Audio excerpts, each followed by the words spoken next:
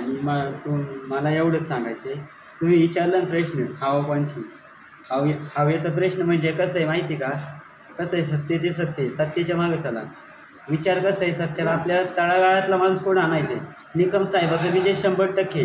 का बरं, ते पवार साहेबांच्या पाठीमागे आहे.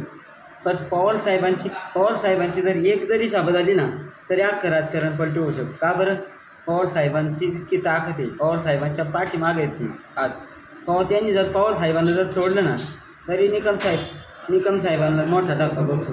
का बरं, आज ते पवार साहेबांना त्यांनी सोडलं नाही. पवार साहेबांच्या संगतीने ज्यांनी पवार साहेबालाच सोडलं, ज्यांना 35 वर्ष चान्स दिला, 35 वर्ष मंत्रिपदं भेटली, त्यांनीच पवार साहेबांना सोडलं. पवार साहेबांना सोडून गेले. पवार साहेब कधी चुकीचं करू शकत नाही. पवार साहेबांना ज्यांनी सोडलं, ज्यांनी संधी दिली पवार साहेबांनी, त्यांना 35 वर्ष. मला एवढं सांगायचे, हवा कोणचीच नाही, हवेचा प्रश्न येतच नाही.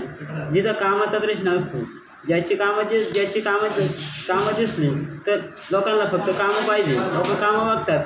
कामं किती, कोणची कामं किती नाही त्याच्यावरून कळतं हवा कोणची. हवेचा प्रश्नच नाही. विजय निकम साहेबाचा आहे. आम्ही निकम साहेबाला 100% निवडून आणलं. का बरं, आम्हाला तळागाळातला माणूस पुढे आणायचा आहे. तळागाळातला माणूस मागच राहिला. का बरं, लाभार्थी मोठाली झाली आणि तळागाळातला सामान्य माणूस मागच राहिला. सामान्य माणूस कसा पुढे येईल याचा विचार आम्ही करतो.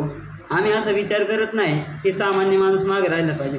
सामान्य माणसाला आपल्याला पुढे आणायचे, म्हणून देवदत्त निकमजी साहेबाला यांना आमदार करायचे. त्यांना आमदार करून तळागाळातला सामान्य माणूस